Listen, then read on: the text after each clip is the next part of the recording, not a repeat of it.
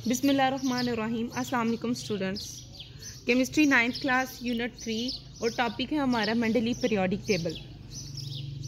Mendeleev एक Russian chemist था, Russia का रहने वाला एक केमिस्ट था। इसने भी अरेंजमेंट हमें बताई एलिमेंट्स की।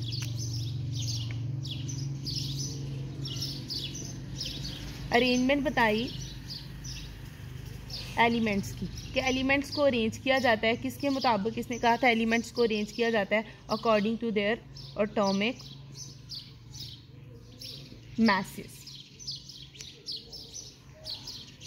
अब ये जो इसका वर्क था, इससे पहले जो डुब्राइनर था उसने भी कहा था एलिमेंट्स को अरेंज करना है एटॉमिक मासेस की बुनियाद पर। न्यूलैंड्स भी आया, उसने भी कहा एलिमेंट्स को अरेंज करना है एटॉमिक मास की बुनियाद पर। अब ये तीसरा साइंटिस्ट था मेंडलीव पीरियोडिक टेबल। मेंडलीव ने भी आकर यही कहा कि एलिमेंट्स को अरेंज करना है एटॉमिक मास की बुनियाद पर, और इसने इसकी डेफिनेशन दे दी। इसने भी कहा कि जो प्रॉपर्टीज़ हैं वो एक सर्टेन पॉइंट पर आकर, जैसे किसी भी चीज़ का हम फंक्शन कहते हैं, जो कोई भी प्रोसेस होता है वो एक वक्त पर आकर कोई भी जो अमल होता है वो एक पॉइंट ऐसा आता है कि उसमें दोबारा से वो रिपीट होना शुरू हो जाता है।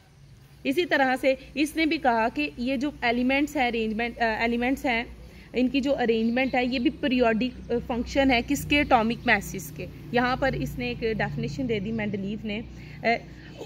इसने कहा properties of elements are periodic function of the atomic masses, कि ये जो एलिमेंट्स हैं ये अपनी प्रॉपर्टीज़, इसकी जो है एलिमेंट्स की जो प्रॉपर्टीज़ हैं वो एक पीरियोडिक फंक्शन से चलती हैं। किस फंक्शन से चलती हैं? According to their atomic masses. उसके बाद मेंडलीव ने जब एलिमेंट्स को अरेंज किया तो उस वक्त सिर्फ 63 एलिमेंट्स थे जो अरेंज हो चुके थे, या फिर उस वक्त डिस्कवर थे, सॉरी। और उन 63 एलिमेंट्स को ही मेंडलीव ने क्या किया, अरेंज किया। किसकी बुनियाद पर? एटॉमिक मासेस की बुनियाद पर इसने एलिमेंट्स को क्या कर दिया, अरेंज कर दिया। फिर छोटा सा टॉपिक था, इसके डिफेक्ट्स भी थे।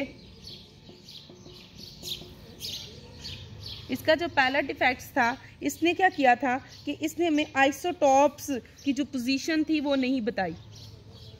आइसोटॉप हम पिछला जो चैप्टर है उसको उसमें पढ़ चुके हैं, सेकंड चैप्टर के लास्ट टॉपिक था आइसोटॉप्स, बड़ी डिटेल से हम लोगों ने पढ़ा है। इसने क्या किया था, पोजीशन को सही तरह से डिस्क्राइब नहीं किया। आइसोटॉप्स की पोजीशन को इसने क्या किया था, नॉट एक्सप्लेन नहीं किया। और इसका जो दूसरा ड्रॉबैक था वो ये था कि इसने रॉन्ग ऑर्डर बताया था, गलत ऑर्डर बताया था। इसने गलत ऑर्डर बताया था एटॉमिक मास का। एलिमेंट के जो एटॉमिक मास होते हैं उसका जो ऑर्डर इसने बताया था, ये जो आज हम जानते हैं, जैसे हाइड्रोजन है, बाकी जो एलिमेंट्स हैं, इन सब का एटॉमिक मासेस हम लोग लर्न करते हैं क्लासिफिकेशन के लिए, इलेक्ट्रॉनिक कॉन्फ़िगरेशन के लिए।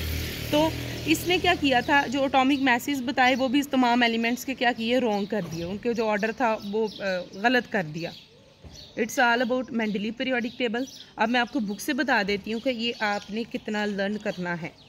पेज नंबर है आपका 45।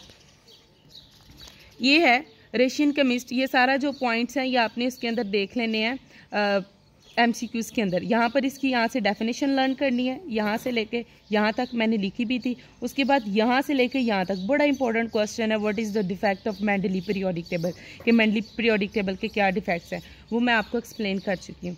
Thank you so much. अगर आपको मेरी वीडियो पसंद आई हो तो ज़रूर लाइक भी करिएगा और सब्सक्राइब भी करिएगा। Thank you so much. खुदा हाफिज़।